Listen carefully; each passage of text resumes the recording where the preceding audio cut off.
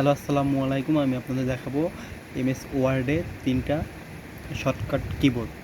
ঠিক আছে, call centre, তারপরে এরোপ্লেন এবং মেসেজ মাউসের সাহায্য ছাড়া। তো এর জন্য কি করতে হবে, 2706 তারপরে অল্টার এক্স করলে দেখা যাচ্ছে আমরা কল সেন্টার পেয়ে যাচ্ছি।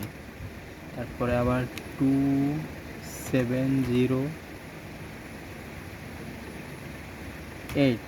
অল্টার এক্সপ্রেস করলে আমরা এরোপ্লেন পেয়ে যাচ্ছি। তারপরে 2709 অল্টার এক্সপ্রেস করলে আমরা মেসেজ বাটন পেয়ে যাচ্ছি। তো ধন্যবাদ।